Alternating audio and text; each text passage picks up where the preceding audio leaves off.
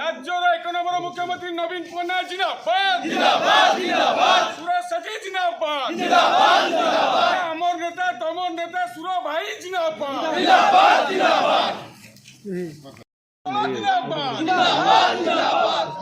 জিন্দাবাদ, সুরেশ সেঠি জিন্দাবাদ।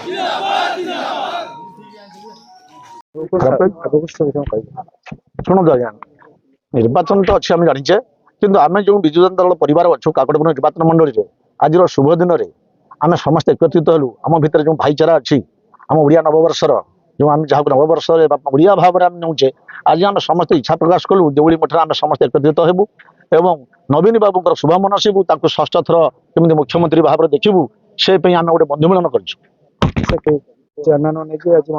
ଶୁଣନ୍ତୁ, ଆମେ ଯିଏ ସବୁ ଅଛୁ, ଆମେ ଯେଉଁମାନେ ସବୁ ସୁରେଶ ସେଠୀଙ୍କ ନେତୃତ୍ୱରେ ଆମେ ଯେଉଁମାନେ ଅଛୁ, ମାନ୍ୟବର ବିଧାୟକ ପୂର୍ବତନ ଯିଏ ଥିଲେ ସୁରେନ୍ଦ୍ରନାଥ ସେଠୀ, ତାଙ୍କର ତ 14 ମସିହାରେ ଟିକେଟ ପାଇଥିଲେ, ସୁଶାସନ ଦେଇଥିଲେ, କିନ୍ତୁ ଗତ 19 ମସିହାରେ ତାଙ୍କର ଟିକେଟ ମଧ୍ୟ ପାଇଥିଲେ, କିନ୍ତୁ ଭାଗ୍ୟର ବିଡ଼ମ୍ବନା ତାଙ୍କ ଟିକେଟ କରିଥିଲା। ତା ସତ୍ତ୍ୱେ ମଧ୍ୟ ସେ ଆମ ସାଥିରେ ରହି ଆମକୁ ସେବା ଯୋଗାଇଛନ୍ତି।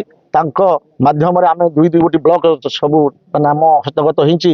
ନବୀନ ବାବୁଙ୍କ ହାତମୁଠା ଟାଣ ହେଇଛି। 2ଟି ବ୍ଲକ ଚେୟାରମ୍ୟାନ ଆମେ ଅଛୁ, ଭାଇସ୍ ଚେୟାରମ୍ୟାନ ଅଛୁ, ଆଉ ଡିଉଟି ବ୍ଲକରେ ଭାଇସ୍ ଚେୟାରମ୍ୟାନ ଅଛନ୍ତି, କୋଣାର୍କ ଏନ୍ଏସିର କାଉନସିଲର ଅଛନ୍ତି ଏବଂ ବହୁତ ପଞ୍ଚାୟତରେ ସଭାପତି ଅଛନ୍ତି, ପୂର୍ବତନ ଜିଲ୍ଲା ପରିଷଦ ସଭ୍ୟ ଅଛନ୍ତି, ସଭ୍ୟା ଅଛନ୍ତି, ଏବେ ସୁଦ୍ଧା ଦୁଇଟି ଚେୟାରମ୍ୟାନ ସହିତ ସରପଞ୍ଚ ନୋମିନି ସମସ୍ତେ ଅଛନ୍ତି। ଯେତେବେଳେ ବିଜେପିର ଗୋଷ୍ଠୀ କାକଟପୁରରେ ବିଜେଡି ବାଜିମାତ କରିବ ବୋଲି ଭାବୁଛନ୍ତି? ନିଶ୍ଚୟ ବିଜେଡି କାକଟପୁରରେ ବିଜେଡି ବାଜିମାତ କରିବ, ନିଶ୍ଚୟ କରିବ। କାରଣ ମାନ୍ୟବର ମୁଖ୍ୟମନ୍ତ୍ରୀ କେବେ ଏ କାକଟପୁରକୁ ସେ କେବେ ପଦାଘାତ କରିବେ ନାହିଁ, ସେ ନିଶ୍ଚୟ ବିଚାର କରିବେ। ଦୁଇ ଥର ଜଣେ ଲୋକ 5 ବର୍ଷ ଧରି ସେବା ଦେଇଥିଲେ 19 ମସିହାରେ, ସମସ୍ତଙ୍କର ପ୍ରିୟ ଭାଜନ ନଥିଲା। ଆଜି ବଞ୍ଚ ତାଙ୍କ ଡାକରାରେ ନୁହେଁ ଇଏ, କିନ୍ତୁ ତାଙ୍କ ଭଲ ପାଇବାରେ ଆମେ ଖୋଜୁ ତାଙ୍କୁ। ସେ ତ ଦେଖା ନାହାନ୍ତି ଏଠି ନା, ସେ ନାହାନ୍ତି, ଆମେ ଭଲ ପାଉଛୁ ତାଙ୍କୁ। ଯଦି ଟିକେଟ ଦିଆଯାଏ ଆମେ ବହୁତ ଖୁସି ହବ। ମାନ୍ୟବର ମୁଖ୍ୟମନ୍ତ୍ରୀ ନିଶ୍ଚୟ ବିଚାର କରିବେ, ଆମର ବହୁତ ବିଶ୍ୱାସ ଅଛି। ଏ ମା ମଙ୍ଗଳା ପୀଠ, ଏଇ ଜାଗା, ଏଇ ମା ମଙ୍ଗଳା ପୀଠରେ ଦଇତାମାନେ ଆସନ୍ତି, ନିର୍ଦ୍ଦେଶ ନିଅନ୍ତି। ଏଇ ଦେଉଳି ମଠ ଯେଉଁ ଶୁଭ ପୀଠ, ଏଠି ସେ ଅଧିକାର ପଡ଼ନ୍ତି, ଏଇଠି ରହନ୍ତି, ଏଠୁ ଆଜ୍ଞା ନେଇ ଦାରୁ ଖୋଜନ୍ତି। ଆଜିର ମୁଁ ଏଇ ସଭାରେ ପ୍ରଭୁ ଜଗନ୍ନାଥଙ୍କୁ ଆଉ ମା ମଙ୍ଗଳାକୁ ନିବେଦନ କରି ଆମେମାନେ ଖାଇଲେ ନ ଖାଇଲେ ବି ଏକତ୍ରିତ ହୋଇ ଏକଜୁଟ ହୋଇ ତାଙ୍କ ସହିତ ଅଛେ, ଏଇଟା ହେଉଛି ସବୁଠୁ ବଡ଼ କଥା। ଆଉ ଗୋଟେ କଥା ହେଲା କ'ଣ, ମାନେ ଆପଣମାନେ ଅନୁଧ୍ୟାନ କରନ୍ତୁ, ଇତିହାସକୁ ଥରେ ଲକ୍ଷ୍ୟ କରନ୍ତୁ।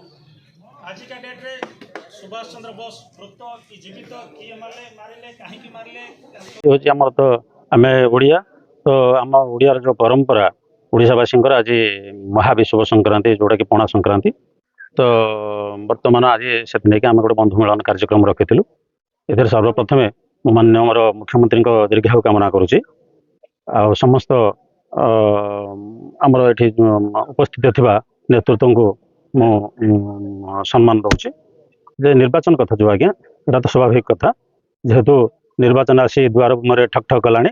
ତ ସବୁଠୁ ବଡ଼ କଥା ହେଲା, ଏଠି ଏପର୍ଯ୍ୟନ୍ତ କାକଟପୁରରେ ପ୍ରାର୍ଥୀ ଘୋଷଣା କରାଯାଏ ନାହିଁ। ଏଥିପାଇଁକା କର୍ମୀ ମହଲରେ ସମସ୍ତଙ୍କର କିଛି ନା କିଛି ମନରେ ଅଲଗା କିଛି ଗୁଞ୍ଜରଣ ବି ସୃଷ୍ଟି ହେଉଛି। କିନ୍ତୁ ପରିତାପର ବିଷୟ ଯେ ଆମେମାନେ କିଛି କିଛି କର୍ମୀ ଯେଉଁ ଏପଟ ସେପଟ କଥା ମନ ଭିତରେ ରଖୁଛନ୍ତି, ଆମର କିନ୍ତୁ ଦୃଢ଼ ବିଶ୍ୱାସ ଅଛି ଯେ ନବୀନ ପଟ୍ଟନାୟକ ମାନ୍ୟବର ମୁଖ୍ୟମନ୍ତ୍ରୀଙ୍କ ଉପରେ ଦୃଢ଼ ବିଶ୍ୱାସ ଅଛି।